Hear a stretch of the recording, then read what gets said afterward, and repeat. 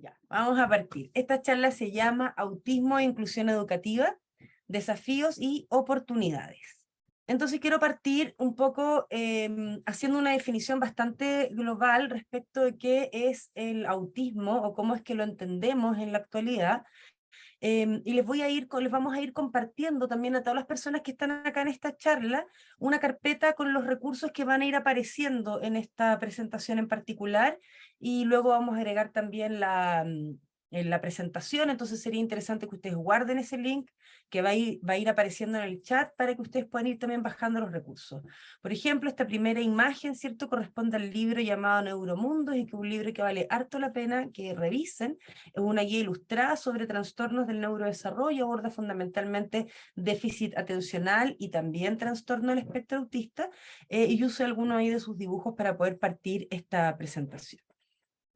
Entonces, ¿qué entendemos por la condición del espectro autista? Primero, que es un trastorno, y por lo tanto nos acompaña durante todo el ciclo vital, desde que las personas nacen, ¿cierto?, hasta que las personas mueren. Le llamamos también que es una condición, ¿cierto? Al ser una condición significa que nosotros podemos de alguna forma resguardar los espacios donde las personas con autismo se desarrollan, de forma que su integración en esos mismos espacios no sea compleja, no sea dificultosa. Siendo esto es súper importante señalarlo, porque no es algo que se contagie, no tiene relación con mitos que aparecen por ahí como vacunas o cosas por el estilo. Hay que entenderlo de esa manera, ¿no? Como una condición, algo que está con uno y que te acompaña durante toda tu vida. También es importante entender que es parte de un espectro, que las personas que tienen la condición del espectro autista están dentro de un espectro, y que ese espectro implica que puede haber muchas diferencias, ¿cierto?, entre ellos, y que no siempre todos dan cuenta de descripciones tan precisas. Y eso es porque podrían estar en un ámbito u otro del espectro. Y ese espectro incluye fortalezas también, no solo se trata de debilidades, también las personas de la condición del espectro autista pueden tener muchas fortalezas, que más adelante vamos a ir conociendo, y también comparten, ¿cierto?, algunas dificultades. Y cuando uno trabaja, ¿cierto?, desde el punto de vista de intervención en el aula, intervención en espacios sociales, se está centrando en las dificultades, de manera de poder, de alguna manera, quitar todas las barreras que pudieran estar impidiendo que las personas con autismo aprendan, ¿cierto? En este caso, cuando hablamos desde el punto de vista de la educación. Entonces, siendo parte del espectro, aquellas dificultades que comparten y que son de alguna manera muy desafiantes, tienen relación fundamentalmente con dos categorías. Una con la comunicación y la interacción social, y la otra con las capacidades para flexibilizar.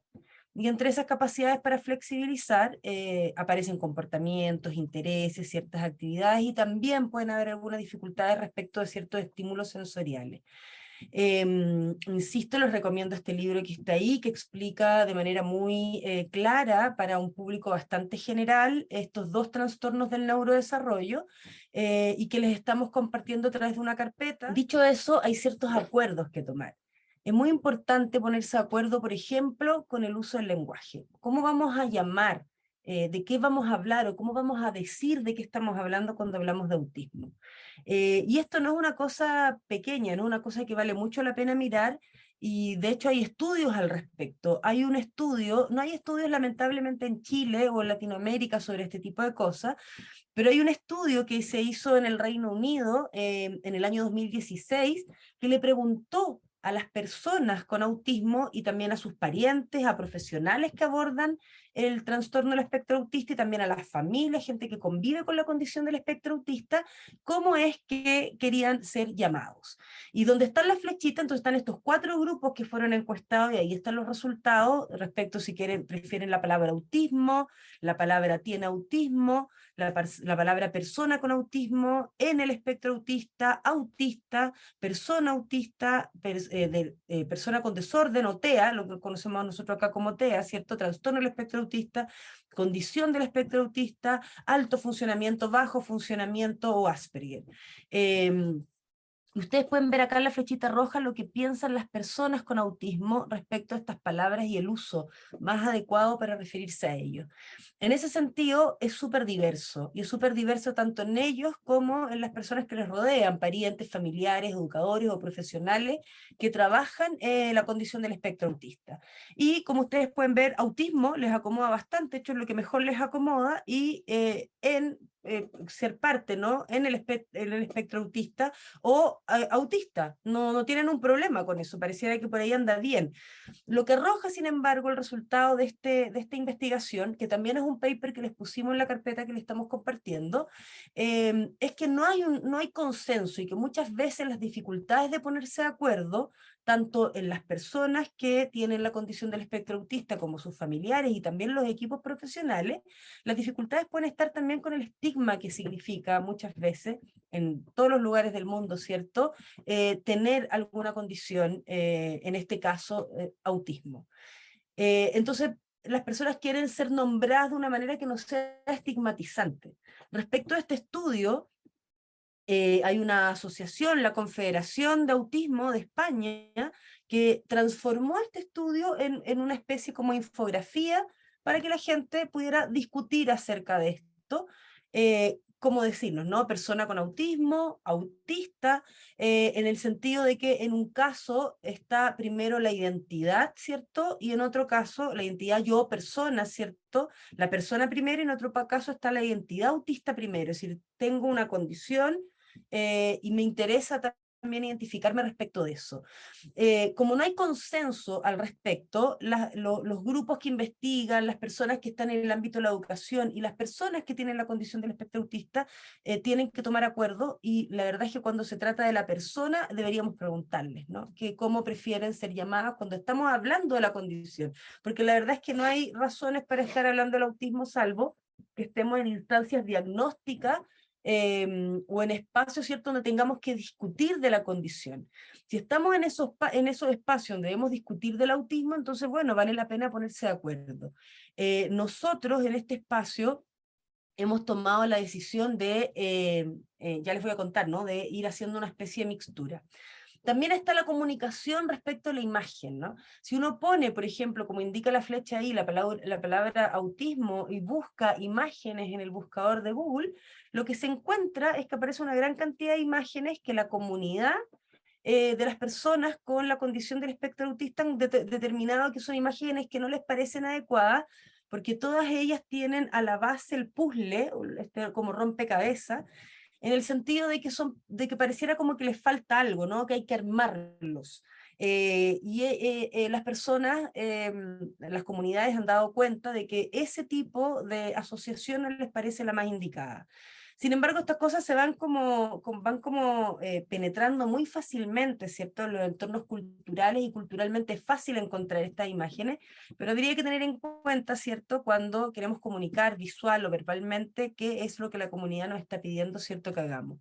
En la búsqueda me llamó la atención que también aparece un neuromito por ahí cuando uno busca autismo, no tiene que ver, pero ahí está, que el neuromito de la dominancia interhemisférica, ¿cierto?, del cerebro creativo y el cerebro lógico, supuestamente. Entonces, ¿qué pensamos nosotros? Pensamos que todo depende del contexto, que en los contextos clínicos es bastante más natural, a propósito de ese contexto, no hablar del trastorno del espectro autista, y también hablar de autismo, todas estas palabras son aceptadas, pero que nos parece que en entornos educativos tiene mucho más sentido hablar de la condición del espectro autista, entendiendo que la inclusión va a ser distinta la condición. Y por eso nos quedamos, cuando estamos en el ámbito de la inclusión, con SEA, pero podemos usar indistintamente el término TEA o autismo a propósito del contexto en el que estemos conversando. Eso porque nosotros mandamos esta invitación a todo el mundo y decía charla SEA, y por ahí algunos preguntaban por TEA, y es bueno ir haciendo estas aclaraciones porque aparece el término. El término SEA aparece precisamente para centrar la mirada en lo que estamos haciendo todos para que las personas con autismo, ¿cierto?, vivan en estos espacios sintiendo una real inclusión, una inclusión efectiva.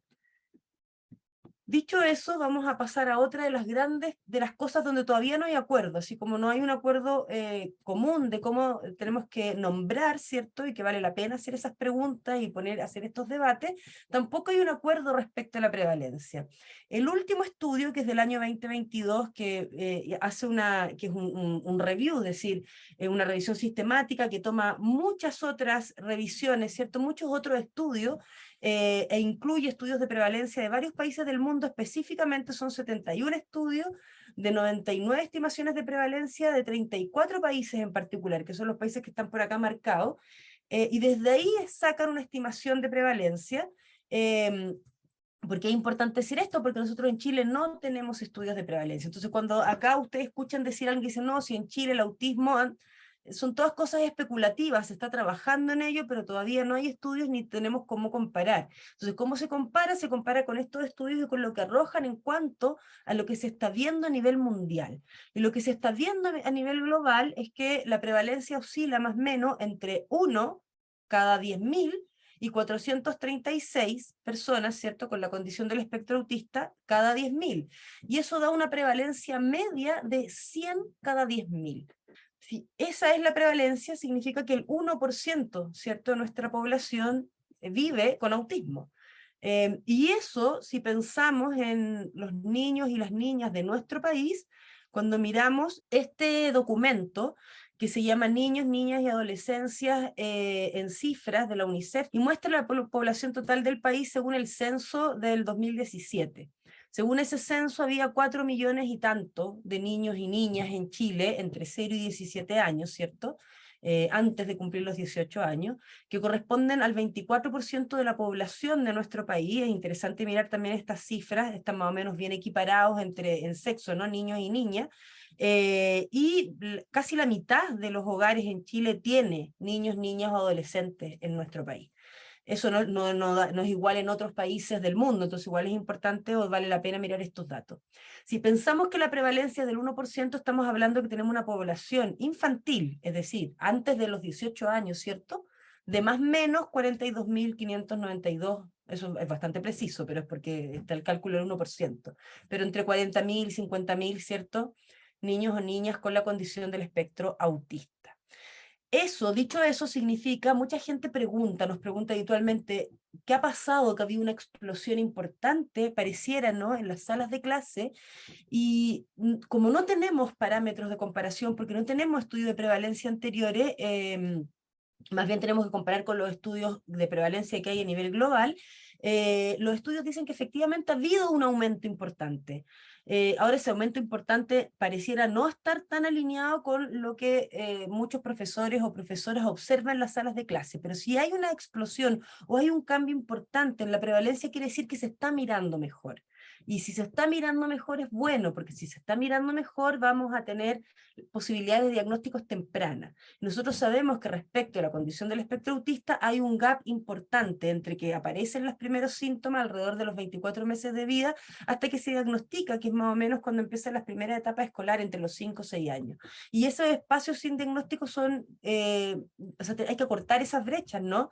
Porque el diagnóstico tiene mucha importancia y significado, sobre todo para proveer de los recursos humanos, técnicos, etcétera, que sean necesarios y que hagan, ¿cierto?, que los niños y las niñas que tienen o que viven con la condición del espectro autista tengan un mejor desarrollo, ¿cierto?, mejores posibilidades. O sea, el diagnóstico, más que servirnos a nosotros particularmente tal vez en la escuela, sirve especialmente para la persona y su entorno, para poder hacer cosas, ¿cierto?, que le permitan nivelar habilidades o cosas por el estilo.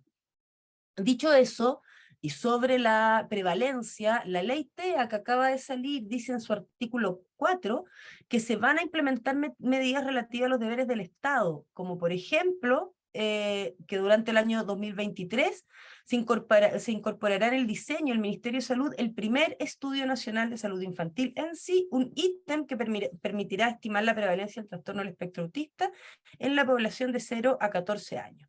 ¿Por qué en la población de 0 a 14 años, 11 meses, 29 días? Porque infantil, la categoría infantil para estos espacios, ¿cierto?, en donde se atienden, termina a los 15 años.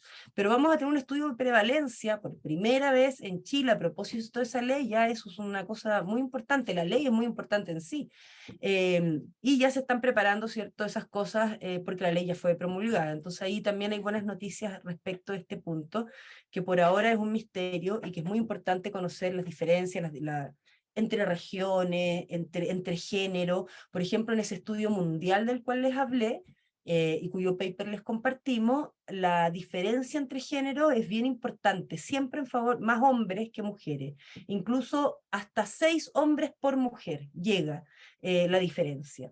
Y eso también es algo a lo que hay que prestarle bastante atención, porque en general se ha visto, por ejemplo, con el déficit atencional, que muchas veces las niñas tienen mejor enmascarado el trastorno, no es que no lo tengan, tienen déficit atencional, pero lo enmascaran mejor porque estamos en una sociedad, ¿cierto?, donde a las niñas se les exigen ciertas cosas que a los niños no, y en ese sentido las niñas son más tranquilas y de alguna forma no se nota en términos de hiperactividad, por ejemplo, ese trastorno. Bueno, con el autismo también hay cierta sospecha de que pudiera haber algo similar a la base, algo más bien cultural que pudiera estar haciendo que las niñas enmascaran mucho mejor y que de alguna forma están siendo subrepresentadas, y eso no solo, o sea, en el mundo, ¿no?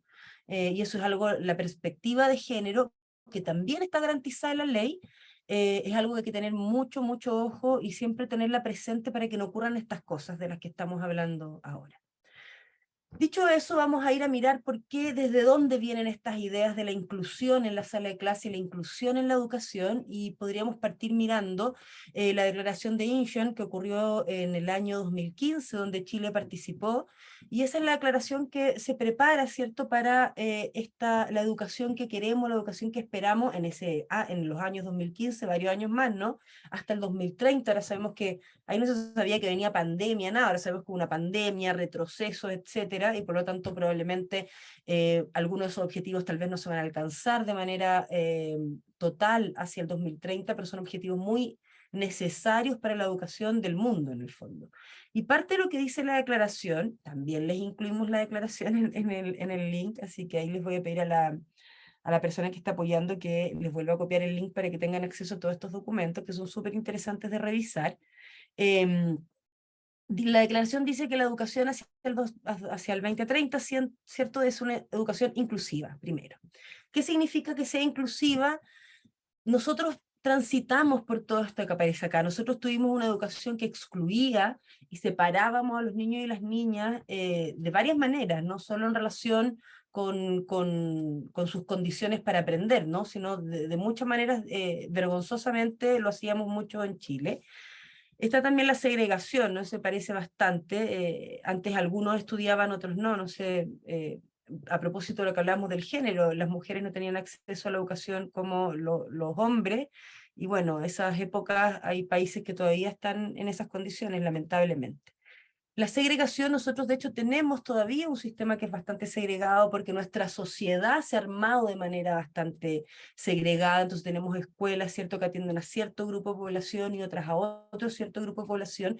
Sin embargo, dentro de cada uno de esos contextos es muy importante que ocurra, digamos, una inclusión efectiva. Lo que antes teníamos eran espacios de integración, donde efectivamente la escuela acogía cierto grupo de niños o niñas, pero no los integraba y los separaba y los sacaba de la sala de clase, etcétera, y hace una serie de medidas que atentan contra la inclusión, porque el modelo de la inclusión es que estamos todos juntos, ¿cierto?, compartimos los mismos espacios y avanzamos en conjunto hacia los mismos desafíos. En ese sentido, lo que nos permite abordar la inclusión, esta otra palabra que aparece aquí en esta definición, ¿cierto?, hacia una educación inclusiva y equitativa. Esta idea de la equidad en la educación es fundamental porque es distinta a la igualdad. Todos tenemos igualdad de derechos, ¿no?, y todos tenemos que acceder a los mismos derechos, pero como somos diferentes, como existe la neurodiversidad y la diversidad en general, no todos necesitamos los mismos insumos, los mismos apoyos, em, para poder, ¿cierto?, estar en los distintos espacios en los que estamos participando. Hablando de la escuela en particular, no todos los niños y las niñas necesitan los mismos apoyos dentro de la sala de clase, y eso es la mirada equitativa, que yo voy dotando de recursos, de adaptaciones, y voy flexibilizando cosas en función de las necesidades de los niños y las niñas en los espacios formativos, ¿cierto? Y que no espero que todos se comporten de la misma manera, que a todos atiendan de la misma manera, que todos respondan de la misma manera, que todos hagan las pruebas de la misma manera, etcétera, porque no son todos y todas iguales, y por lo tanto ahí es donde efectivamente a través de la equidad, es donde efectivamente la escuela se ve desafiada a buscar maneras alternativas para que todos y todas los niños y las niñas que están en el aula tengan las mismas oportunidades de aprender. Y eso es súper importante también decirlo en los espacios formativos, porque a veces los niños dicen, bueno, ¿y por qué esta persona puede usar, no sé, una tablet en la sala de clase para tomar notas y yo tengo que escribir en el cuaderno? Bueno, porque son diferentes. Y a esta persona necesita la tablet para escribir porque tiene, no sé, ciertas dificultades o motoras o qué sé yo, que le hacen muy dificultoso poder escribir, y tenemos un aparato, ¿cierto?, que equipara. Se fijan, equitativo, equipara las condiciones con esta otra niña, este otro niño que en verdad no necesita una tablet. Entonces, eso es súper importante tenerlo en cuenta y también conversarlo con la comunidad educativa. Y está por último, ¿cierto?, este otro concepto que es la calidad. Entonces transitamos hacia una educación inclusiva, equitativa y de calidad, y un aprendizaje a lo largo de toda la vida para todas y todos. Y la calidad es importante, muy importante, porque la educación es un derecho, y la educación es un derecho humano habilitador o habilitante, como se conoce por ahí. Y eso es crucial, porque ¿qué significa que sea un derecho humano habilitador? Significa que te va a permitir, ¿cierto?, el mejor ejercicio de otros derechos.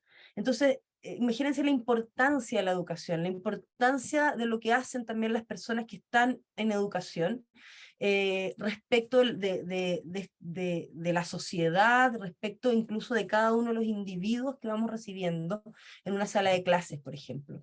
O sea, nosotros somos garantes de un derecho, y ser garantes de ese derecho implica que tenemos que tener muy, muy claro, ¿cierto?, cuál es nuestro rol ahí. Eso significa hacer las otras cosas, ¿no? ¿Cierto? Flexibilizar, mirar a los niños y a las niñas de manera equitativa, etcétera.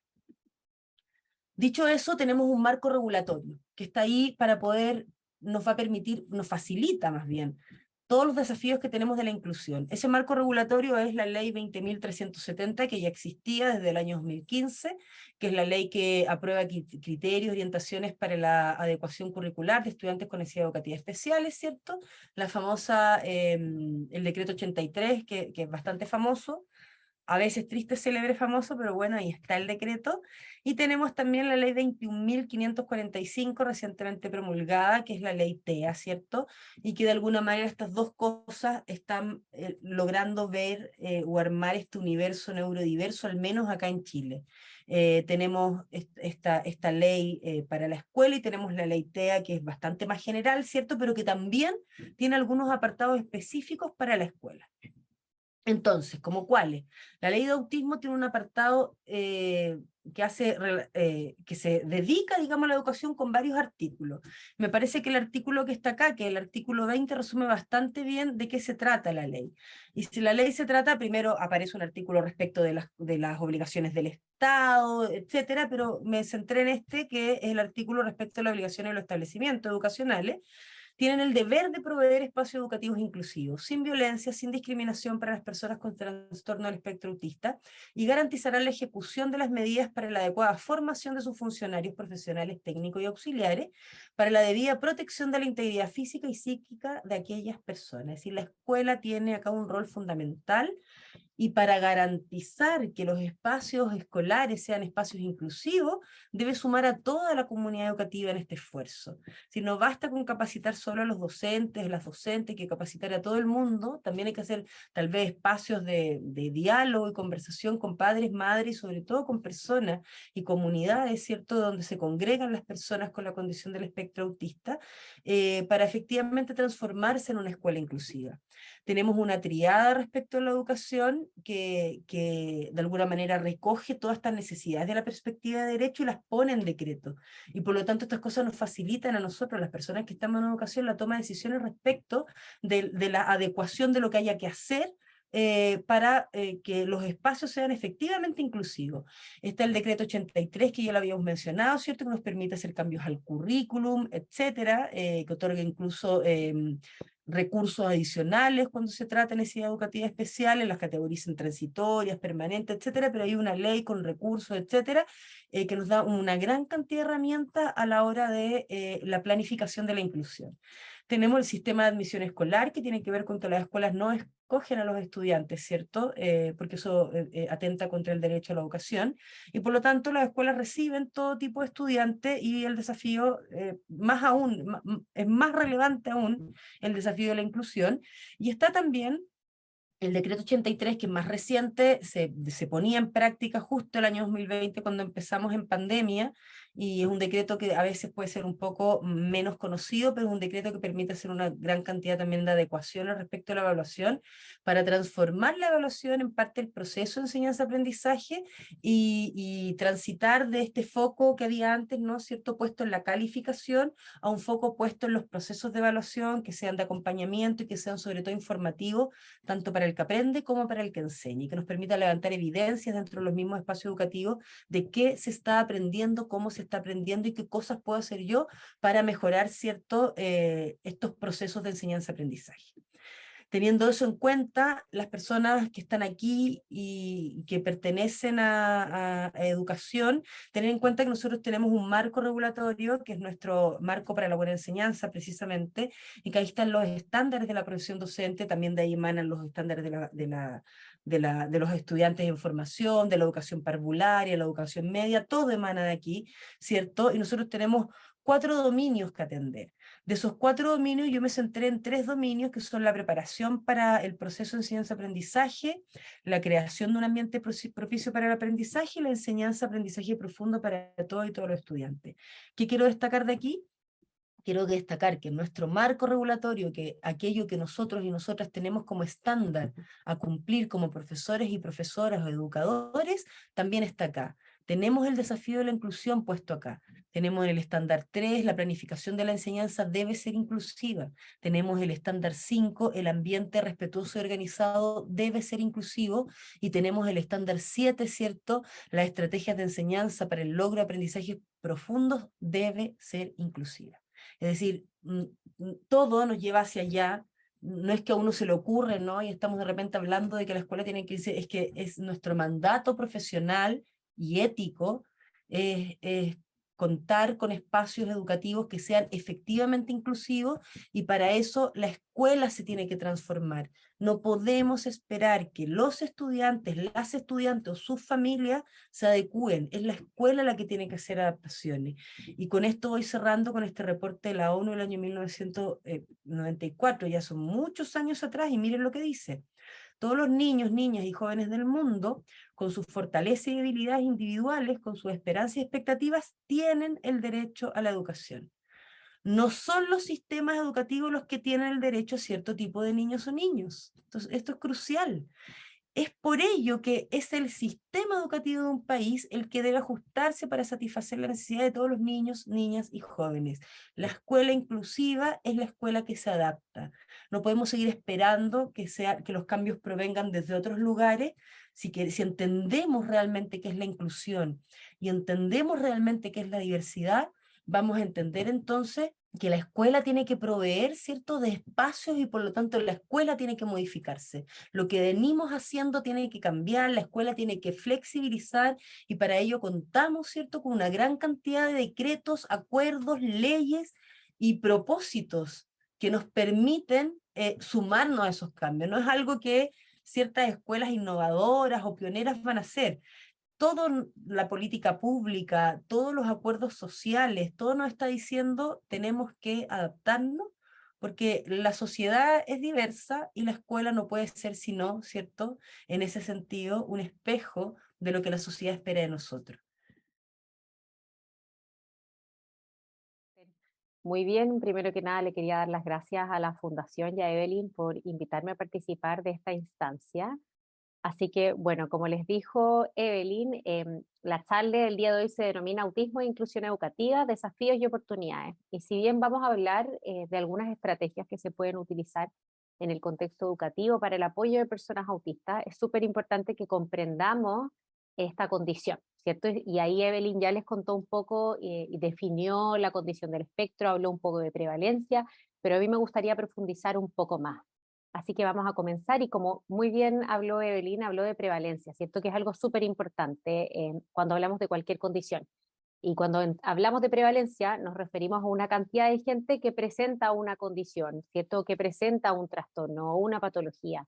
En este caso, respecto a prevalencia en autismo, hay varios estudios, hay varias estimaciones, estudios de prevalencia en distintas partes del mundo, pero yo me voy a quedar con uno muy específico, que es del Centro de Control y Prevención de Enfermedades de Estados Unidos, que hacen mucho estudio de prevalencia en autismo en ese país, y ellos generalmente sacan estudios cada 2 años o cada 1 año, dependiendo de cómo vayan, con respecto a autismo en niños, ¿ya? Porque hay que entender, también es importante que comprendamos que el autismo es una condición, que si bien se habla mucho de autismo en niños, también tenemos que hablar de inclusión educativa en el contexto universitario, que igual vamos a hablar de eso. Bueno, ¿qué es lo que dice la CDC con respecto al autismo?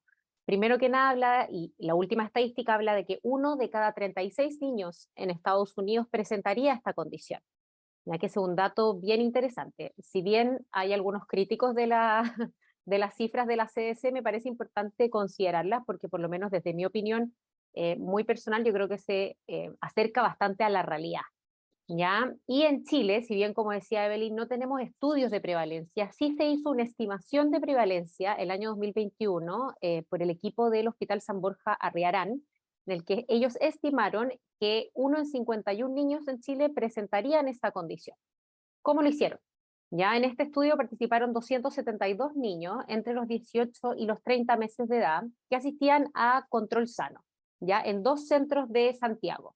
De esos 272 niños, les aplicaron a todos una herramienta de screening que se conoce como el MCHAT, ya que es una herramienta de detección de riesgo de autismo. Recordemos que no hay ninguna pauta hoy en día, herramienta de screening ni el A22 ni el ADR, que puedan confirmar o descartar que una persona esté en el espectro autista. Ya son solo complementos al diagnóstico. Los ocupamos como apoyo, pero el diagnóstico de autismo es clínico. ¿Ok? Bueno, de estos 272 niños, 44 presentaron MCHAT alterado, o sea, presentaban riesgo de presentar esta condición. Y de esos 44, 5 fueron diagnosticados clínicamente con esta condición. Y se obtuvo una estimación de prevalencia entonces de 1.95%, es decir, 1 en 51 niños. Este es el primer estudio de estimación de prevalencia que tenemos en Chile, ¿ya? Así que creo que es bastante importante. Ahí pueden encontrar la fuente, ahí pueden encontrar también el artículo para que si quieren y les interesa lo pueden leer. Ok, ahí yo sé que Evelyn también les contó un poco de la definición, y si vamos a hablar de definición de autismo, tenemos que conocer este famoso manual, ¿cierto? Que es el manual DSM-5, que es el manual de criterios diagnósticos que utilizamos en Chile. También hay otro, ¿cierto? Que es el CIE-11, que se utiliza bastante, pero yo les voy a hablar en este caso del DSM-5, que es uno de los manuales que se utilizan para el diagnóstico de, en este caso, esta condición, ¿ya? ¿Dónde se agrupa? ¿Dónde está? ¿En qué parte está del DSM-5? Y la condición del espectro autista o trastorno del espectro autista, como lo llama este manual, está dentro de la categoría de los trastornos del neurodesarrollo, ¿ya? ¿Qué otros trastornos están aquí? Los trastornos motores, déficit atencional, trastorno específico del aprendizaje, trastorno de desarrollo intelectual, etcétera, etcétera. ¿Ok? Y si ustedes lo piensan, en general muchas de estas condiciones también son coocurrencias o comorbilidades del autismo, ¿cierto? Entonces, si bien lo categorizamos y lo subdividimos de esta manera, en general no están tan separados el uno del otro. ¿Cuáles son los criterios? Y acá me voy a ir un poquito más rápido para no quedarme específicamente en los criterios diagnósticos, pero el DSM-5 habla de que tienen que existir 5 criterios para poder diagnosticar esta condición en una persona, sea niño, adolescente o adulto. ¿Ya? Si se fijan, los primeros 2, que es el criterio A y B, son los síntomas característicos, más que síntomas, los signos característicos del autismo. ¿Ya? El criterio A hace referencia a las deficiencias persistentes en la comunicación social y en la interacción social en diversos contextos, y el criterio B, y vamos a desmenuzar estos dos un poquito más, habla de los patrones restrictivos y repetitivos de conducta, intereses o actividades. Además de estos dos, se tienen que cumplir los siguientes 3, que son que estas características estén presentes en las primeras fases del periodo del desarrollo, El criterio D, que los síntomas limitan e interfieran en el funcionamiento diario de la persona. Y el último es que estas alteraciones no se expliquen mejor por la discapacidad intelectual o por el retraso global del desarrollo. Ya es importante entender, sobre todo con el criterio C, que en ocasiones las características o los signos son un poco más sutiles en la primera infancia, y quizás cuando van aumentando los desafíos del contexto, ya sea del contexto escolar, del contexto social o familiar, se empiezan a hacer un poco más evidentes algunas señales de alerta que vamos a ver en unos minutos. Ok, el criterio A, ¿cierto? El que hablaba respecto a los desafíos en la comunicación y en la interacción social, se divide en 3 subdominios. Y para poder hacer el diagnóstico, este manual, que es el DSM-5, que probablemente todos aquí concordemos que es un manual que es perfectible, ¿cierto? Pero independiente que sea perfectible, tenemos que conocerlo igual. Como les decía, en este criterio se tienen que cumplir estos 3 subdominios. El primer subdominio habla de las deficiencias en la reciprocidad socioemocional, el subdominio 2 de los déficits de las conductas comunicativas no verbales utilizadas en la interacción social, o sea, el poder comprender ciertos, por ejemplo, conductas no verbales. Si yo, por ejemplo, estoy hablando con alguien de algún tema que a mí me interesa mucho, probablemente voy a empezar como persona neurotípica a identificar que las señales que me está dando la otra persona demuestran interés o no interés por persistir en esa comunicación, ¿cierto? Pero voy a poder definirlo y, si es así, modificar mi conducta para poder tener una mejor interacción, una interacción más efectiva con esa persona. A eso me refiero a conductas comunicativas no verbales. Y el subdominio 3 habla de las dificultades para desarrollar, mantener y entender las relaciones interpersonales. Ok, el criterio B, que hablaba de los patrones restrictivos y repetitivos de conducta, se divide en 4 subdominios, que de este criterio B se deben cumplir al menos dos de los 4 para poder hacer el diagnóstico. Ya, aquí está, en el subdominio 1, los movimientos o utilización de objetos o habla estereotipada o repetitiva, la insistencia en la monotonía, inflexibilidad de rutina, intereses muy restringidos o muy profundos, ¿cierto? Que son anormales en su intensidad o foco, así es como lo llama el DSM. Y el subdominio 4, que fue la gran novedad, ¿cierto? Que trajo el DSM-5 en comparación con sus versiones anteriores, es que incorporó este perfil sensorial atípico a los criterios diagnósticos del autismo. Y aquí habla de que la persona puede presentar una hiper o hiporreactividad a estímulos sensoriales o un interés inusual a aspectos sensoriales del ambiente. También vamos a profundizar respecto a integración sensorial y cuáles podrían ser algunas adecuaciones que se realicen desde el contexto educativo para facilitar la participación de personas autistas. Ok, el DSM-5 también define ciertos niveles de apoyo. Si ustedes lo buscan, el DSM-5 habla de niveles de gravedad. A mí en lo personal no me gusta hablar de niveles de gravedad del trastorno del espectro del autismo, pero entiendo que el DSM se refiere de esa manera. Sin embargo, a mí me acomoda más hablar de los niveles de apoyo que requiere la persona en su vida cotidiana, desde el grado 1 hasta el grado 3, que se subdividen en comunicación social y comportamientos restringidos y repetitivos. Por ejemplo, una persona podría presentar un nivel de apoyo 1 con respecto a comunicación social y un nivel de apoyo 2 respecto a comportamientos restringidos y repetitivos. Hay personas que sí presentan el mismo nivel de apoyo en ambas columnas, ¿cierto? Pero hay personas que podrían ir variando. Y también esto puede ir variando con el paso del tiempo. Ya puede ser una persona que requiera mayor apoyo cuando es más pequeño, pero ya en la adolescencia, adultez, no requiere tantos apoyos en comunicación social, o los apoyos no son tan complejos, y así vamos cambiando dependiendo de los contextos. A ver, ahí sí. Ok, a mí me gusta mucho esta imagen, que probablemente la hayan visto en redes sociales si siguen cuentas relacionadas al autismo, en la cual describen un poco que el espectro autista no es una condición lineal, ¿cierto? No es que existan personas que sean poco autistas o muy autistas. A mí me gusta hablar más de personas que requieren de menos apoyos y más apoyos.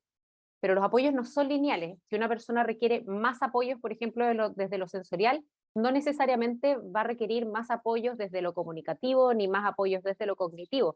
Puede que esto vaya variando. Entonces, me gusta, si miran abajo la imagen, que habla que el espectro autista se ve así, ¿cierto? Una persona puede que requiera más apoyo en habilidades sociales y mucho menos en respecto a su perfil sensorial, y esto va a ir variando de persona a persona. ¿Ya? La condición del espectro autista es una condición tremendamente heterogénea.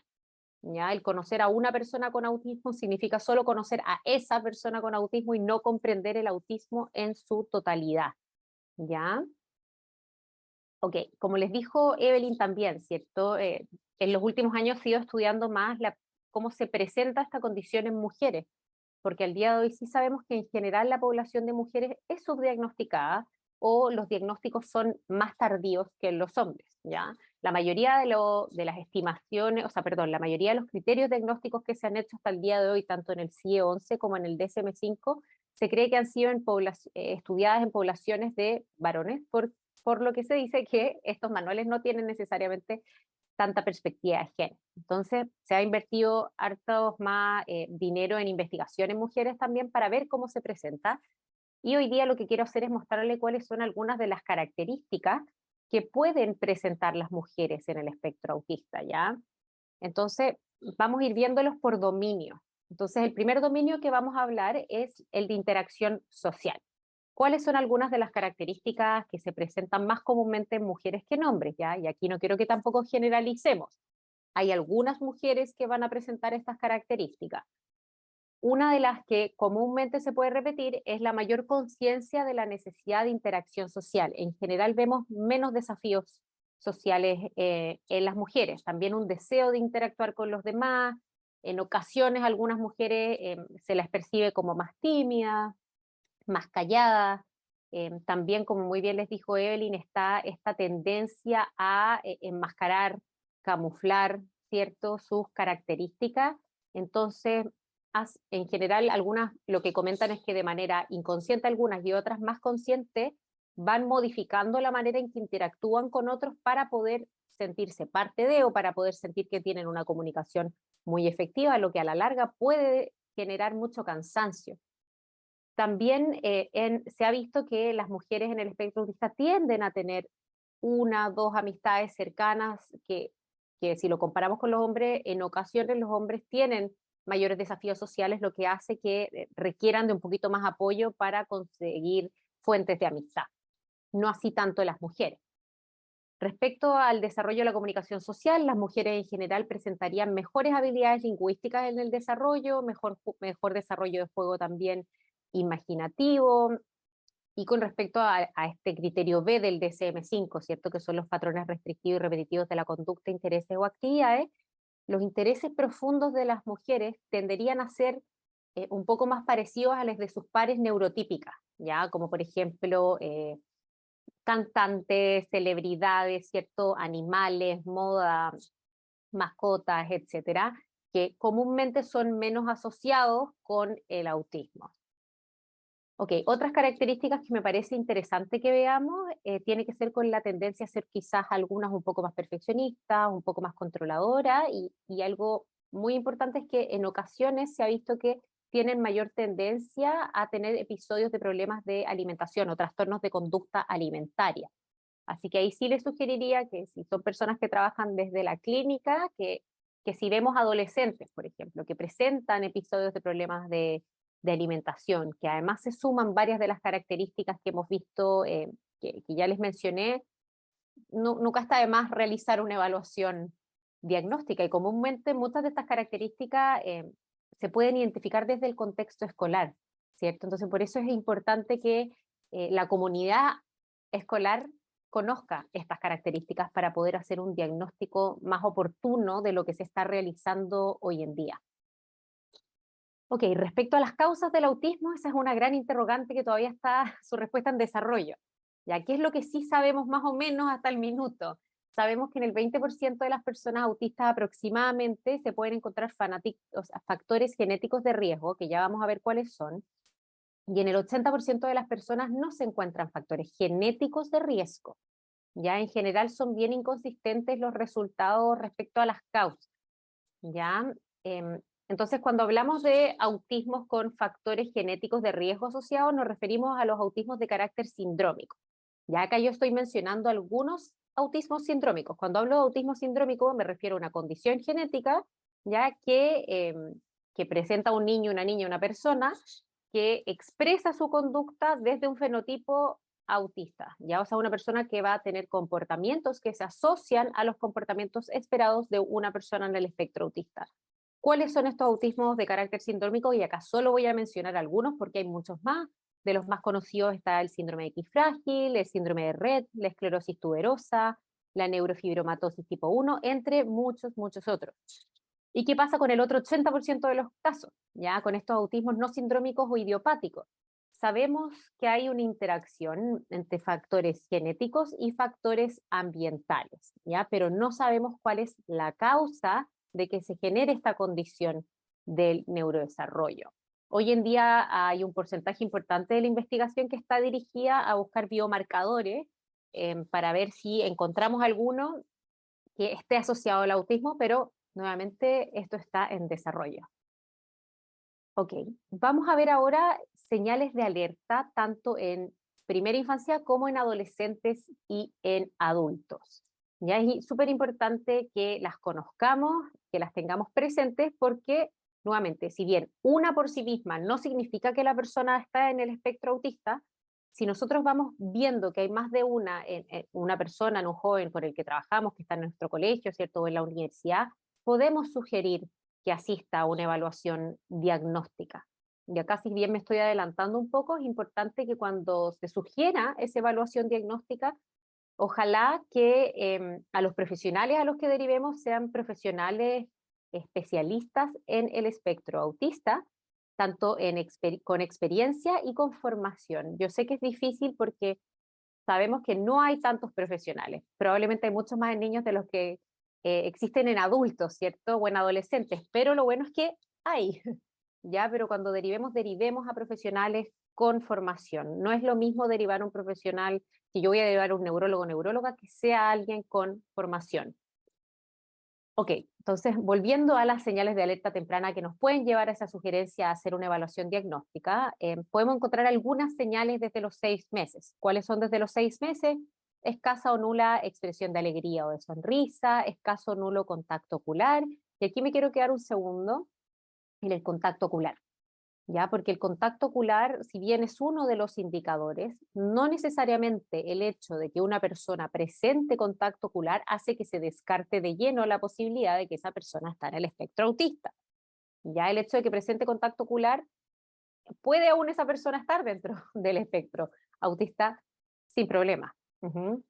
Ok, esto a los 6 meses. ¿Qué pasa entre los 9 y 10 meses? Que veamos, por ejemplo, escaso intercambio de sonidos, sonrisa o gestos faciales, que pareciera no responder a su nombre aproximadamente a los 10 meses de edad, que es importante acá ver la posibilidad de que esa persona tenga problemas de audición, ¿cierto? Por eso generalmente cuando se lleva a los niños o niñas al neurólogo cuando son chiquititos y se menciona que no responden al nombre, se les suelen hacer exámenes para determinar si podrían o no presentar problemas auditivos.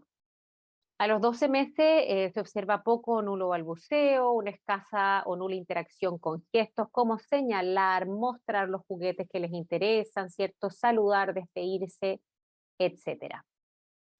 A los 16 meses que existe una escasa o nula producción de palabras, a los 2 años que digan escasas o que no digan frases con sentido y que no se respeten los turnos al hablar. Ya a cualquier edad, también es súper importante estar atentos a que exista una pérdida del lenguaje, del balbuceo o de cualquier habilidad a cualquier edad. También sabemos que hay algunos casos de autismo que se presentan de carácter regresivo, o sea, es un niño que tuvo un desarrollo dentro de lo esperado para su etapa, sin embargo, en algún minuto comenzó a perder algunas habilidades, ya eso es un autismo de carácter regresivo, por eso hay que estar muy atentos a las regresiones. También que observemos a toda edad que existan dificultades o desafíos en iniciar y mantener relaciones con otros niños, dificultades en el uso de juegos simbólicos, un uso repetitivo y peculiar de los objetos. Por ejemplo, el otro día veía un video en un curso que estábamos dictando de un pequeño, lo mostramos que en vez de jugar con los juguetes clásicos que juega un niño alrededor de los 2 años, él iba a la cocina, sacaba todos los condimentos y los empezaba a, a organizar adentro de un mueblecito de la cocina. Ese es un uso peculiar de un objeto para un niño de 2 años, ¿cierto?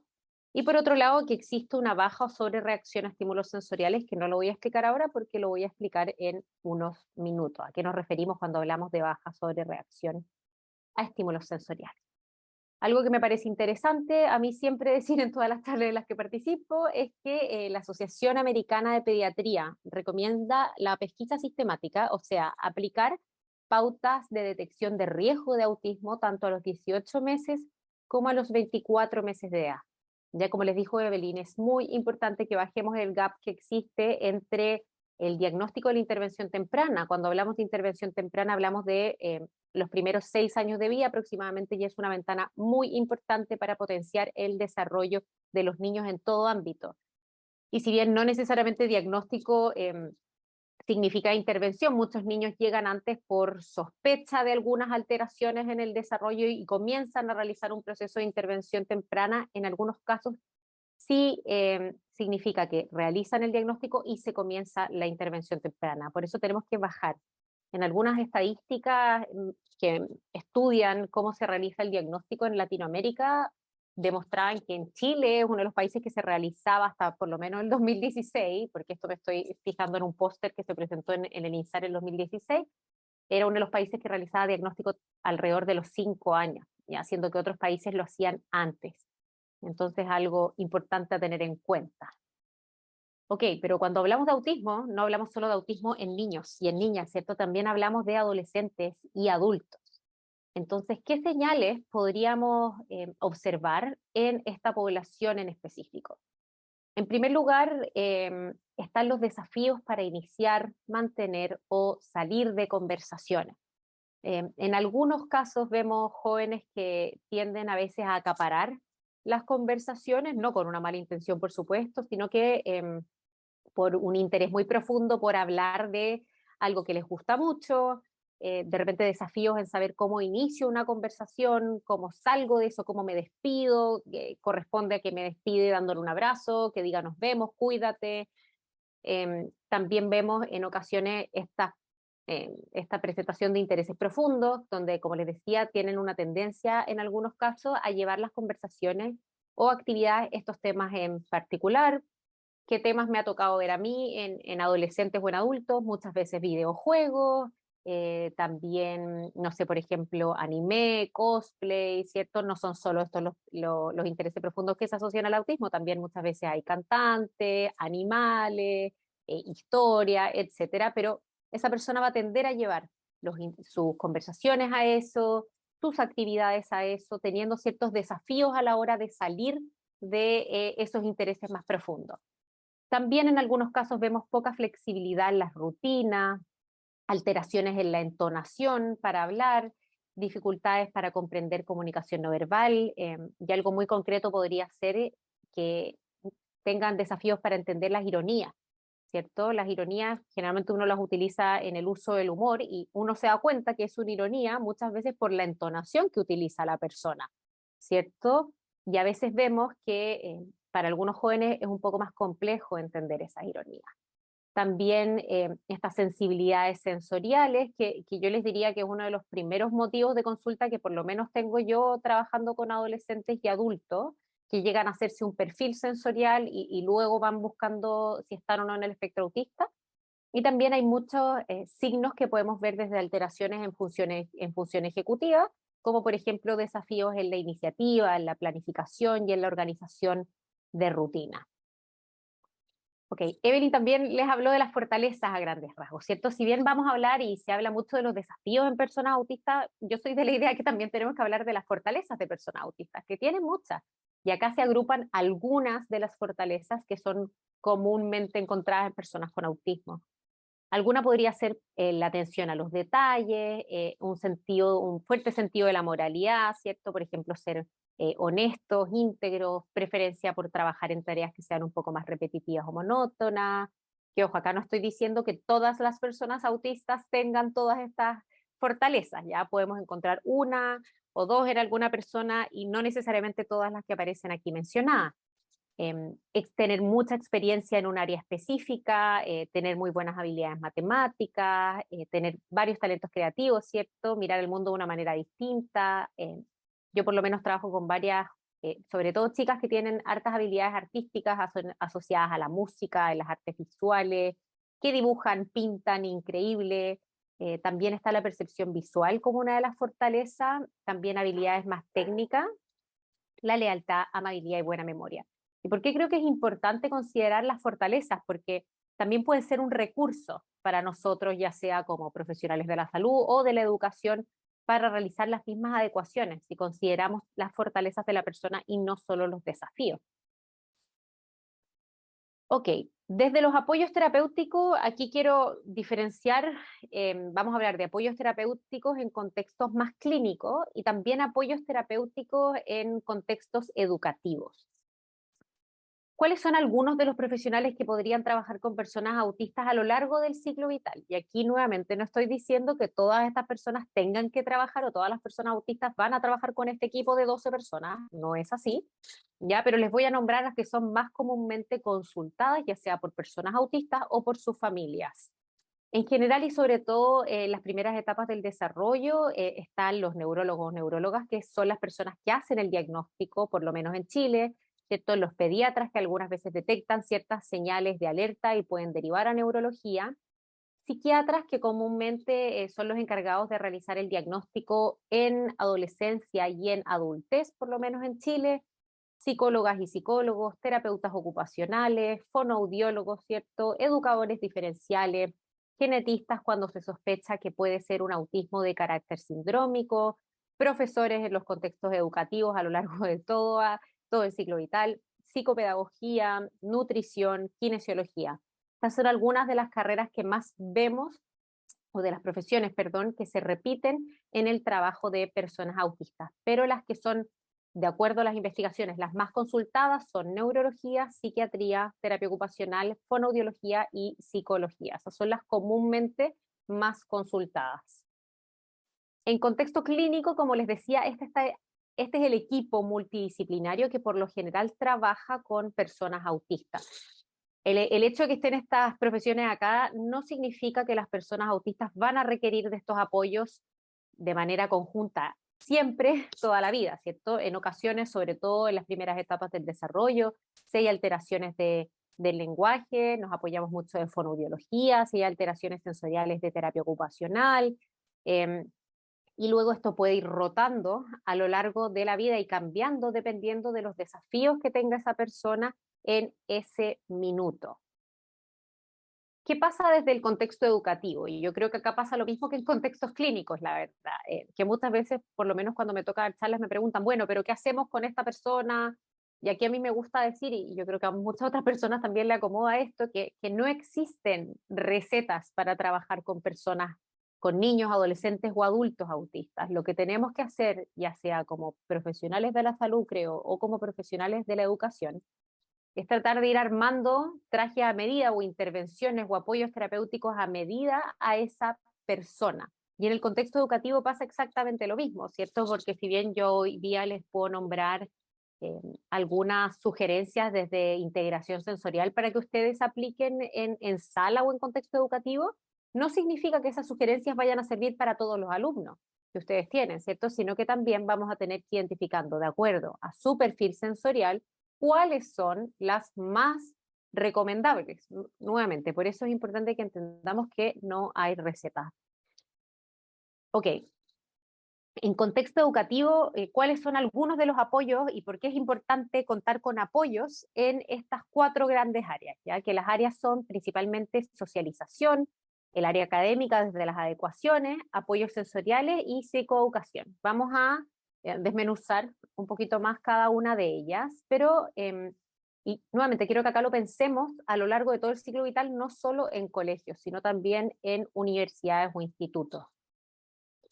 ¿Por qué es importante trabajar la socialización? Que es una de las áreas a las que yo personalmente me dedico bastante.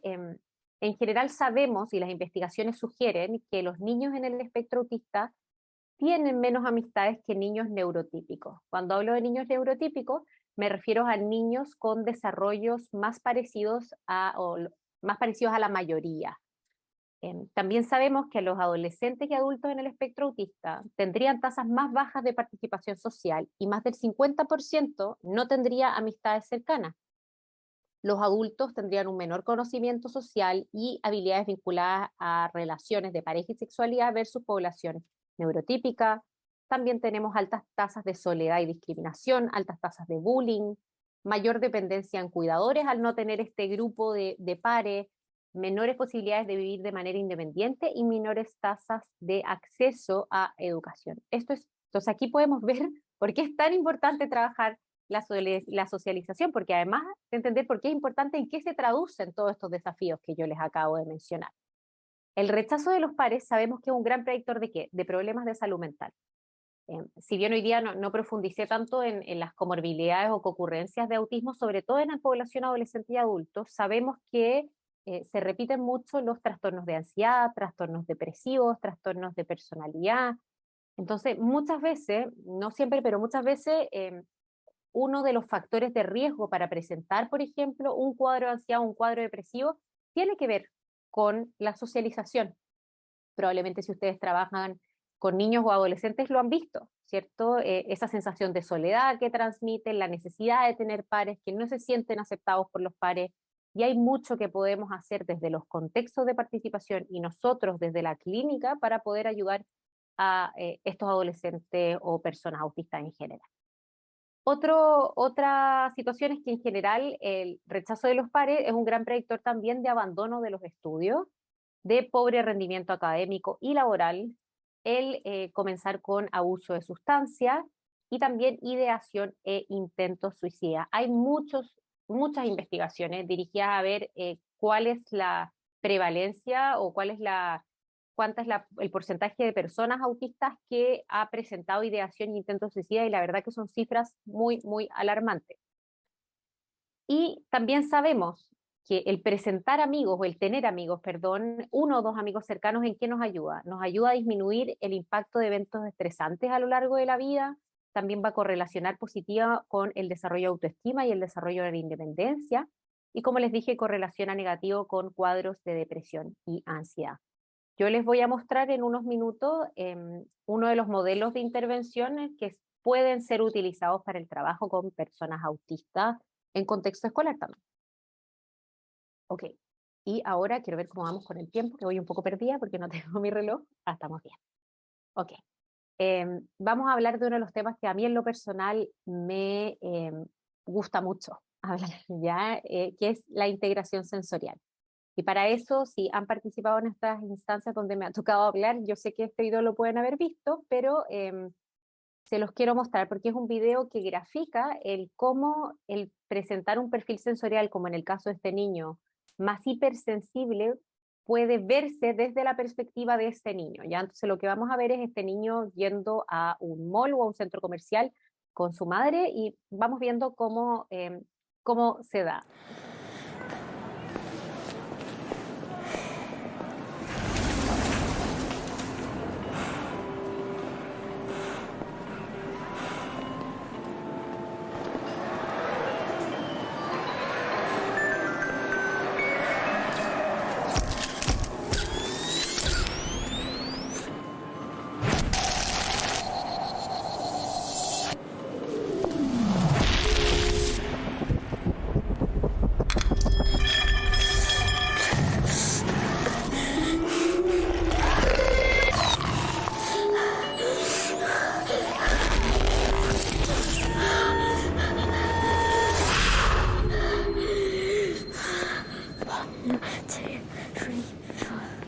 Six, seven, eight, nine.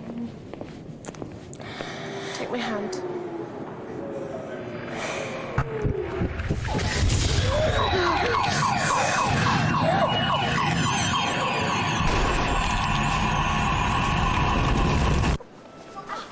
No, Alex. No, it's fine, isn't it? It's fine. I'm not naughty. I'm autistic. And I just get too much information.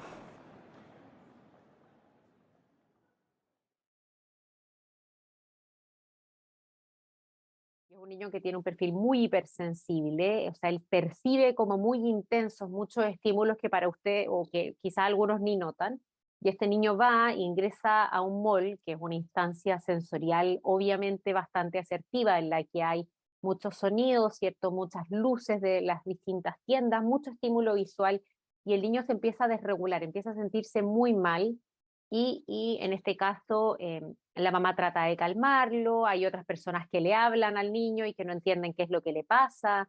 ¿Y por qué se los quería mostrar? Porque hace que nosotros entendamos y tratemos de empatizar también y ponernos en el lugar de cómo se pueden sentir algunos estudiantes en contextos escolares.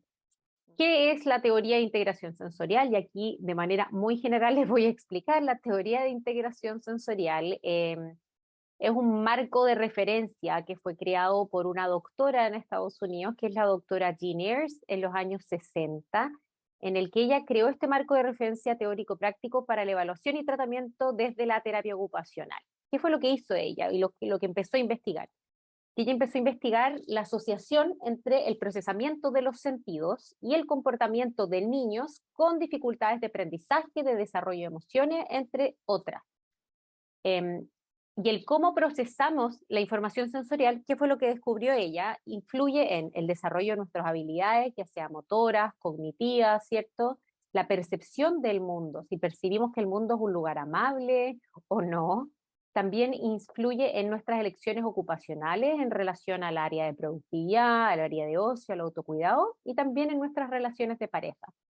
Y para hablar de integración sensorial, también es importante que sepamos que además de estos 5 sentidos de los cuales nos hablan tanto en el colegio, tenemos otros 3 sistemas sensoriales que son súper importantes también para el desarrollo, que es el sistema perceptivo, que tiene que ver con el sentir del propio cuerpo, que es uno de los sistemas reguladores.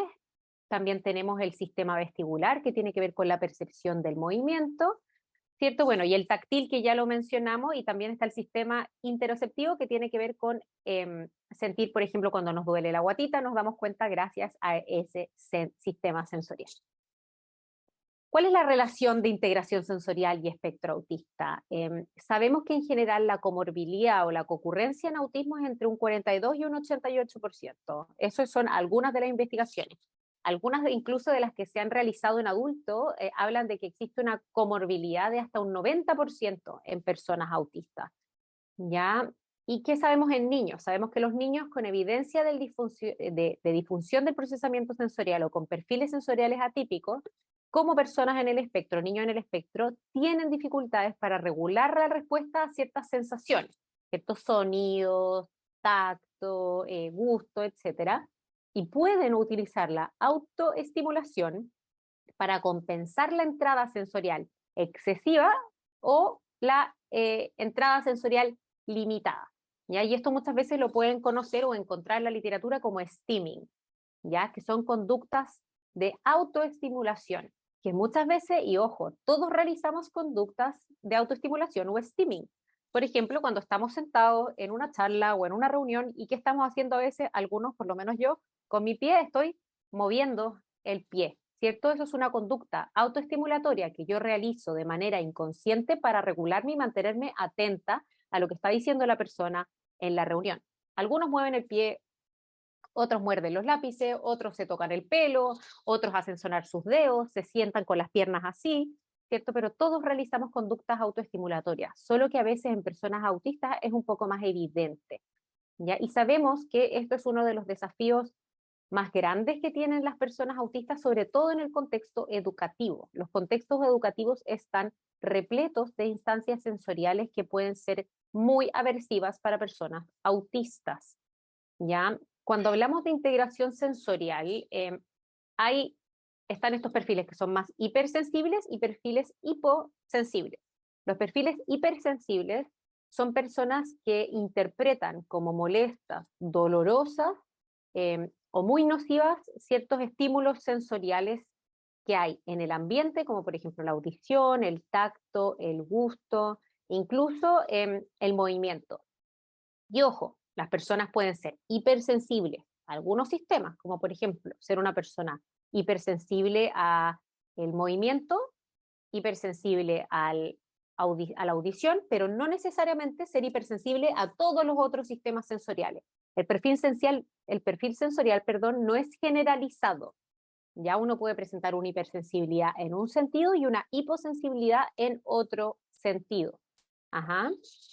Y lo importante es que para poder determinar qué perfil sensorial tiene un niño, niña, adolescente o adulto, hay que realizar una evaluación de perfil sensorial. ¿Quiénes suelen hacer estas evaluaciones? En Chile, por lo menos, son terapeutas ocupacionales con formación y especialidad en integración sensorial. Ok, les voy a mostrar acá cuáles son algunos de signos de posibles alteraciones sensoriales que es importante que conozcamos porque pueden ser a veces motivos de consulta para realizar perfil sensorial que en ocasiones termina en diagnósticos de autismo, ¿ya? Cuando se junta claramente con otras características de la persona. Entonces, vamos a ir viendo desde el sistema visual o desde la visión cuáles podrían ser características de alteraciones sensoriales.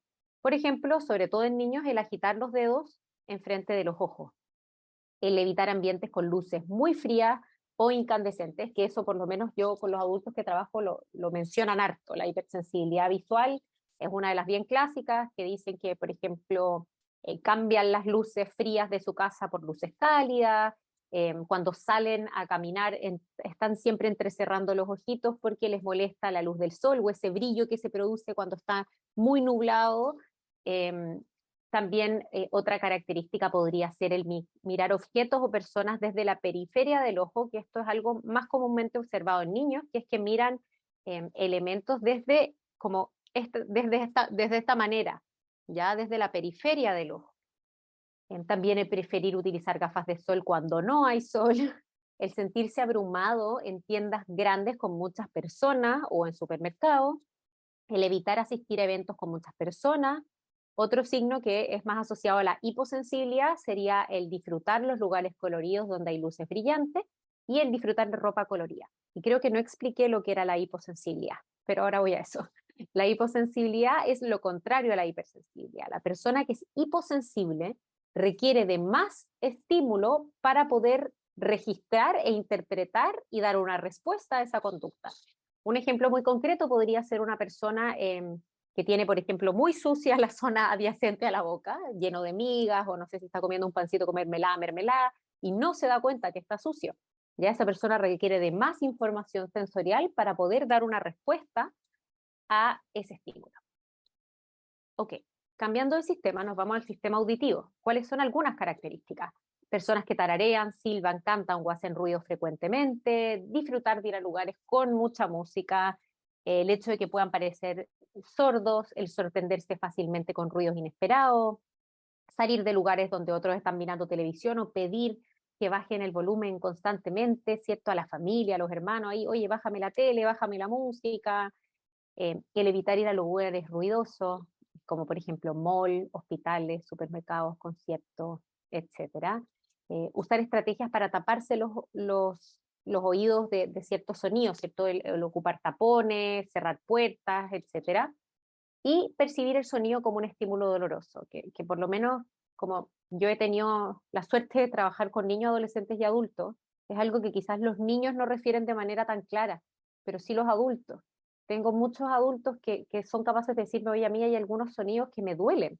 A mí estar no sé, en mi casa y cuando mi hermano prende el televisor, muy fuerte a mí me duele ese sonido. O sea, imagínense lo desregulador que es que te duela un ruido.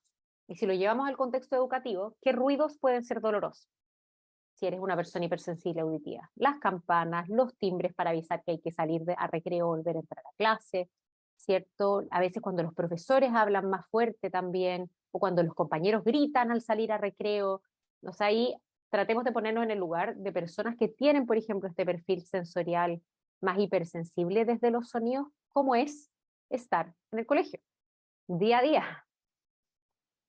Ok, desde el sistema táctil también vemos que personas que se alejan cuando otro trata de abrazarlo o acercarse, el que eviten ponerse ciertas telas de ropa o que siempre se pongan las mismas telas, que siempre se pongan poleras de la misma marca porque ya saben cómo es la sensación, o solo buzos porque quedan más sueltos, el evitar hacer filas o pararse cerca de otras personas para evitar ser pasados a llevar o tocados por otra persona, también el buscar estímulos de presión, disfrutar de estar bajo harto peso en lugares pequeños como más estrechos, el disfrutar que los aprieten, evitar actividades que puedan ensuciar las manos, que eso lo vemos en ocasiones en perfiles más hipersensibles al tacto, La selectividad alimentaria, que es una de las características que también se ve bastante en personas autistas, alta tolerancia al dolor, caminar en puntas de pie, que si bien puede tener que ver con este sistema del tacto, también puede tener que ver con el sistema perceptivo, el disfrutar estar descalzo, que a veces los padres dicen, oye, no hay caso que le pueda poner calcetines, no hay caso que le pueda poner zapatos en ninguna época del año o en ningún momento del día.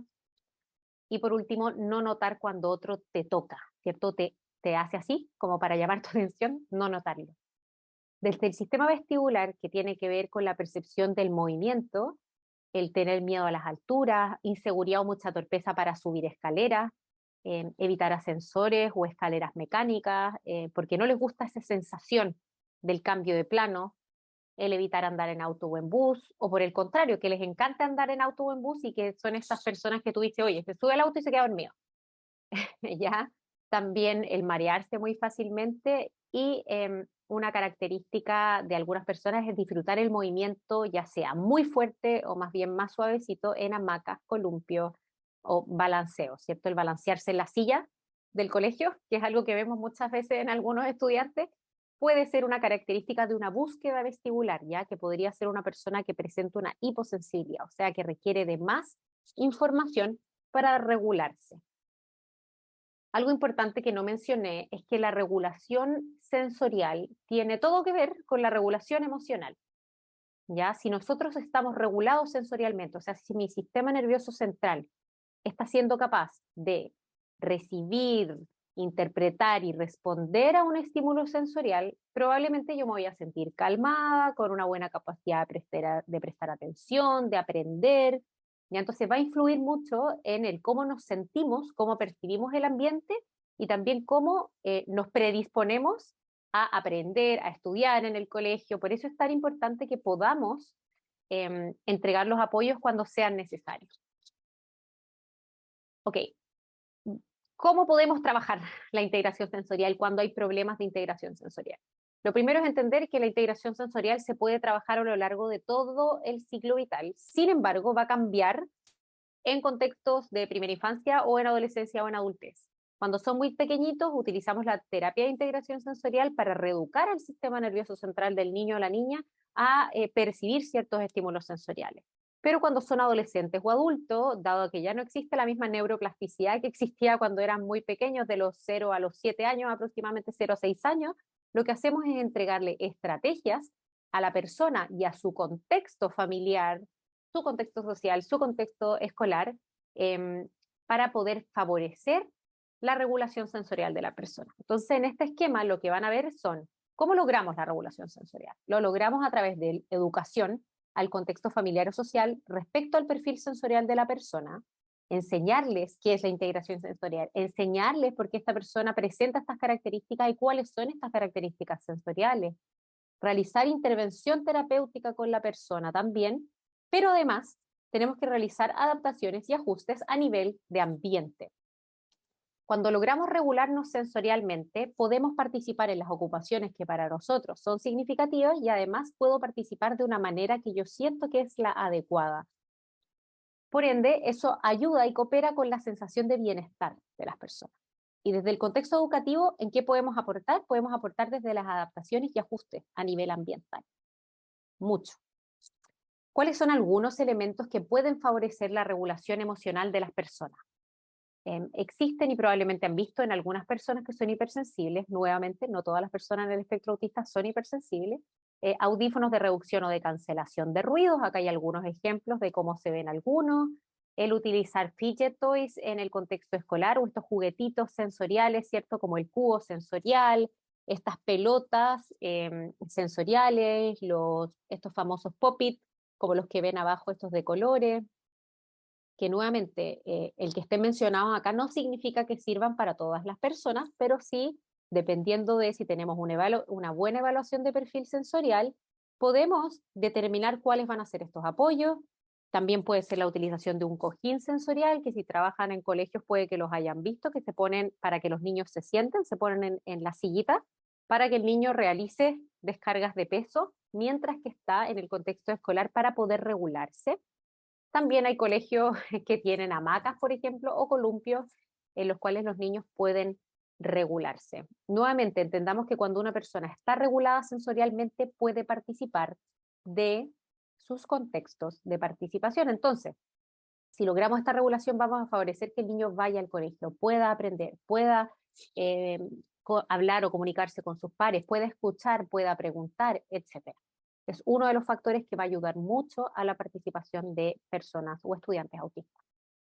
Ok, otra de las áreas que yo les había mencionado es realizar psicoeducación, que sé que Evelyn también lo mencionó, pero nunca está de más mencionarlo de nuevo.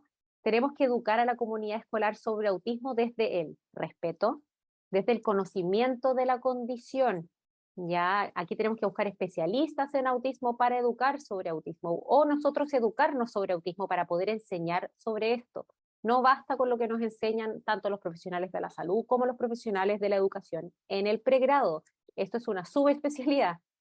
Por otro lado, también psicoeducar desde la valoración de la neurodiversidad, que todos somos distintos, pero también desde la neurodivergencia, que hay personas, ¿cierto? Como por ejemplo las personas en el espectro autista que tienen desarrollos que son diferentes al de la mayoría, no por eso mejores ni peores, simplemente distintos.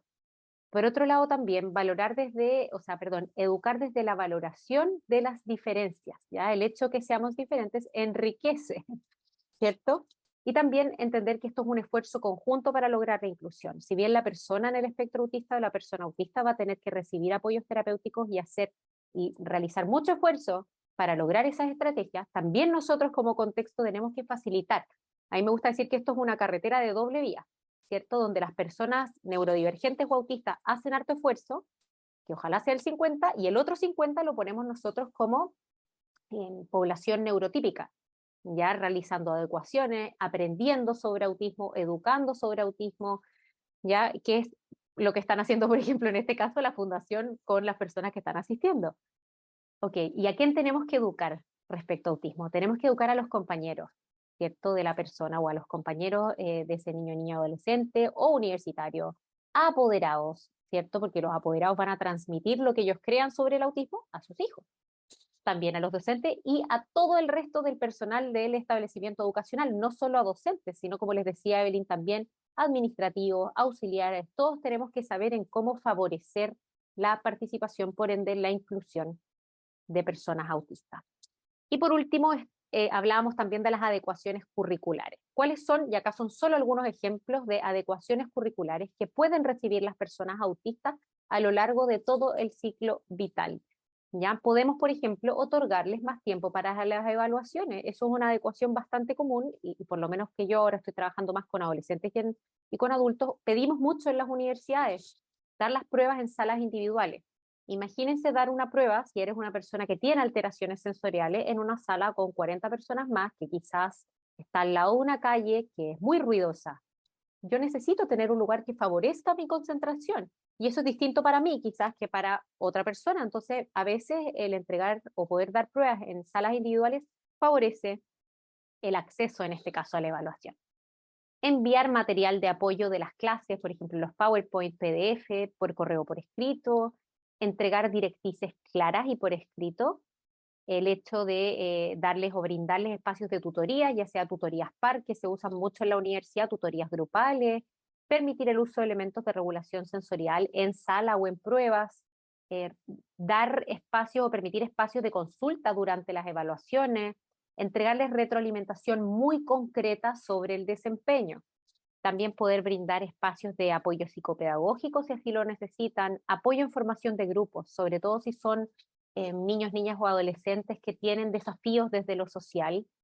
Y por supuesto, brindar los espacios para realizar reuniones de coordinación entre el equipo terapéutico y el equipo escolar. Es súper importante que esos equipos estén coordinados, ¿cierto? Si el estudiante trabaja con terapeuta ocupacional, con psicóloga, psicólogo, es importante que se reúna con el equipo, por ejemplo, de PIE del colegio, si asiste al proyecto de integración escolar, para que estemos todos remando para el mismo lado y para que todos estemos trabajando en equipo para lograr lo que esta persona necesita.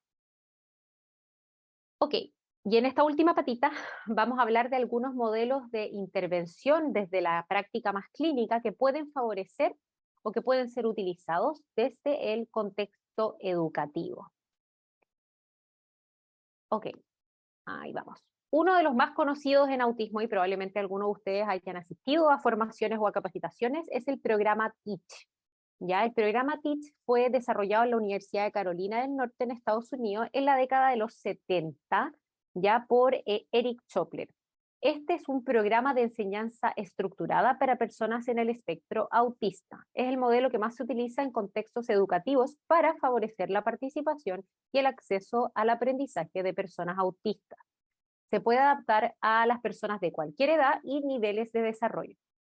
¿Cuáles son los objetivos de este programa TEACH? Los objetivos de este programa son el fomentar la independencia y la autonomía de la persona autista, el promover la flexibilidad, el favorecer la generalización de aprendizaje y el potenciar el bienestar de la persona. Ok, ¿qué pasa desde la investigación? ¿Qué sabemos desde el TEACH?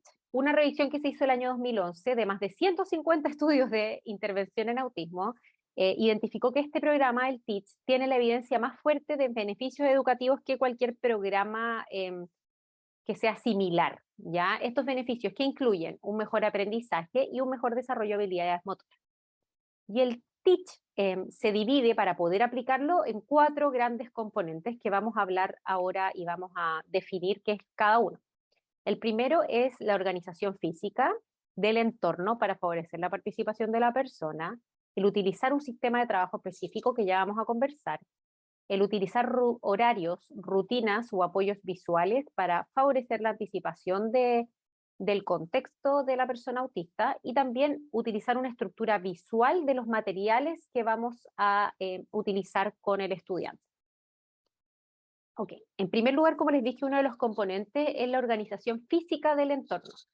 ¿Y por qué es importante? Porque organizar el ambiente físico de manera que las personas autistas entiendan dónde se realizan las actividades, dónde se guardan los materiales. O sea, que la persona entre y sepa dónde voy a trabajar, dónde voy a descansar, ¿cierto? Dónde, si necesito ayuda, puedo ir a pedir ayuda. Acá se establecen límites físicos o visuales muy claros y muy concretos, minimizando distracciones visuales y auditivas que puedan existir en el ambiente. Y la idea es contar con distintas zonas de trabajo para diferentes funciones, o sea, que la persona sepa, como les decía, dónde descansa, dónde trabaja individualmente, dónde trabaja en grupo, dónde se juega. El uso de horarios visuales, una estrategia que pueden ustedes haber utilizado muchas veces o que se las pueden haber recomendado, es una de las estrategias más sugeridas en personas autistas, ya que los horarios visuales favorecen la anticipación de actividades. ¿Cierto? El horario visual no necesariamente es el uso de pictogramas, que los pictogramas son estos dibujitos, que sí se utilizan mucho, sobre todo en niños pequeñitos, pero también en adolescentes puede ser simplemente el tener un horario, ¿cierto? Primera hora tenemos matemáticas, luego tenemos ciencias, luego tenemos educación física, tener como un checklist que es un horario del día. ¿Por qué nos ayuda esto? Porque nos ayuda a reducir la ansiedad. ¿A quién no le gusta saber, si yo voy a una charla, a un seminario, ¿cierto? ¿Cuál es la estructura del programa que vamos a ver? ¿A qué hora voy a tener mi break para poder ir al baño o para poder hacer un café o un té? ¿Cierto? A todos nos regula tener esa anticipación. También el utilizar horarios visuales o apoyos visuales favorece la organización y la comprensión de las actividades, ayuda en la disminución de comportamientos desafiantes porque la persona está más tranquila y pueden ser objetos reales, fotografías escritas, etc. Está lleno de material de horarios visuales en Pinterest, en Google, podemos encontrar muchos recursos para poder utilizar, para poder buscar elementos visuales que puedan favorecer la anticipación. Hay un portal muy conocido que es Arasac, que se los voy a dejar escrito acá en el chat, donde pueden encontrar muchos pictogramas. Es una biblioteca, ¿ya? De pictogramas. Y además ahora tienen y crearon hace poco también un sistema de comunicación aumentativa alternativa que pueden descargar y que es gratis. Ok, ¿a qué se refiere el componente de sistemas de trabajo? Se refiere, y la idea es utilizar un sistema de trabajo que apoye a la persona para organizar las actividades. O sea que la actividad que yo voy a realizar o el trabajo que yo voy a realizar comunique claramente qué hago y en qué orden, ¿cierto? Cuánto trabajo voy a hacer, cómo sé cuándo se terminó y qué sucederá después. Que esto, si lo piensan en general, se utiliza más con personas que pueden tener algunos desafíos intelectuales además de estar en el espectro autista, pero me parece que es súper interesante conocerlo también. Si se fijan, por ejemplo, en la segunda imagen abajito, podemos ver que hay bolsitas Ziploc que dicen, ¿cierto? Número 1, lo primero es la actividad o la bolsita roja que tiene el 1, luego hago la 2, luego la 3, luego la 4. Si yo miro eso, entiendo qué es lo que tengo que hacer, sin tanto, o sea, me pueden dar la instrucción verbal, pero además yo visualmente comprendo la actividad. Eso hace que yo tenga una mejor predisposición a trabajar porque entiendo.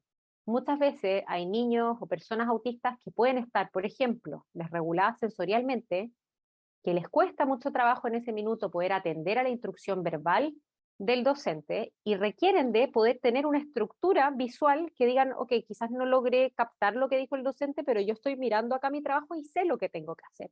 Entiendo qué es lo que tengo que hacer.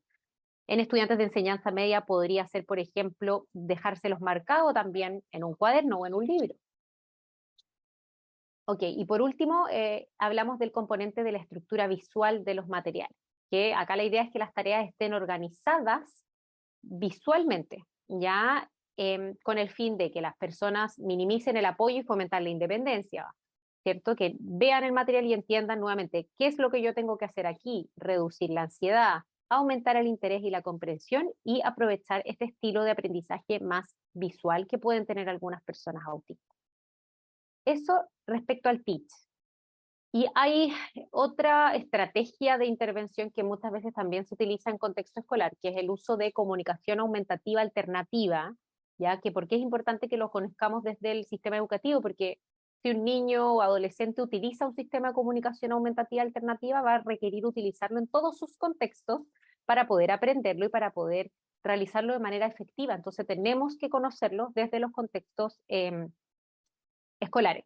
¿Ya? La comunicación aumentativa alternativa va a incluir todas las modalidades de comunicación, aparte del habla, para expresar pensamientos, necesidades, deseos o ideas. Todas las personas utilizamos comunicación aumentativa alternativa, ¿ya? Desde cuando chateamos en WhatsApp y ponemos un emoticón hasta expresiones faciales, gestos, todo eso es comunicación aumentativa alternativa. Ya personas como algunas personas en el espectro autista pueden en ocasiones depender de esta comunicación para complementar el habla residual o como una alternativa al habla no funcional o a las personas que no son hablantes. Ya se utiliza tanto para expresar como para comprender.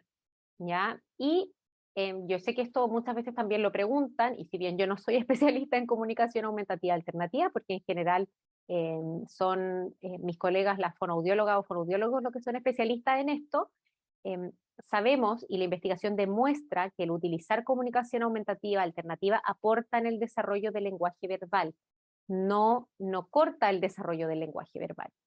La comunicación aumentativa alternativa tiene un criterio de cero exclusión. Todos son candidatos, o sea, persona, y ellos dicen, persona que respira, persona que es candidata a utilizar este sistema de comunicación, que normalmente es una herramienta que facilita mucho la participación si es una persona, imaginémonos un niño o una niña que no tiene lenguaje verbal.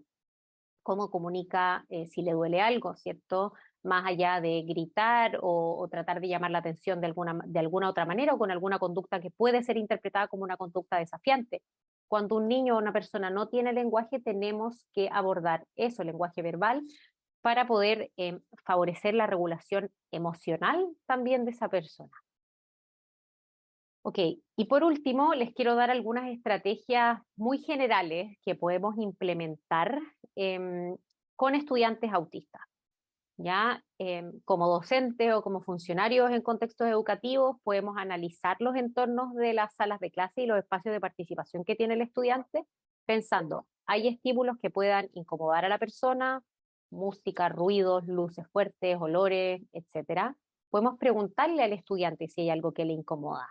¿Ya? ¿Hay algo que te molesta en esta sala? ¿Hay algo que podríamos cambiar? No sé, te podemos sentar quizás más lejos de la ventana para que no estés escuchando los ruidos. Te podemos sentar más lejos de la calefacción si te molesta el calor.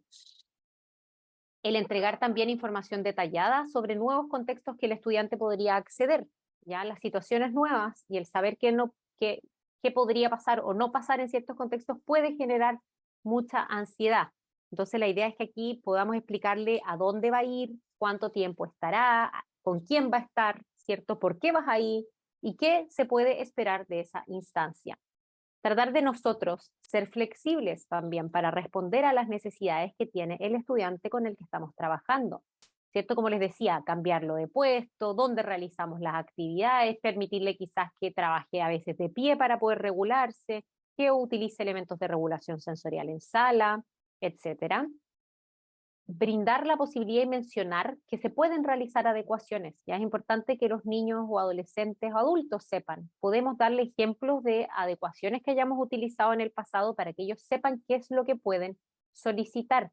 Y hay que solicitarlo, es su derecho, y acá no estamos facilitándoles nada, simplemente estamos equiparando o igualando la cancha, ¿cierto? Igualando el acceso al aprendizaje para estudiantes neurodivergentes. También podemos acomodar la manera que tenemos de interactuar con esas personas, tratar de ser nosotros más pacientes, más comprensivos, más empáticos también, con las resistencias que puedan tener a participar en ciertos contextos o actividades, y tratar de situarnos desde la perspectiva de esa persona para poder analizar a dónde va a interactuar. Otra sugerencia es tratar de decir las cosas en simple y más concreto para facilitar el procesamiento de lo que se está diciendo. Por ejemplo, en vez de decir, hoy vamos a hacer varias cosas durante la jornada escolar o varias actividades, yo puedo darle como una anticipación más concreta, como hoy vamos a realizar 2 actividades en la sala de clase y después vamos a tener un recreo de 15 minutos. Esto es algo mucho más concreto y el estudiante así puede anticiparse.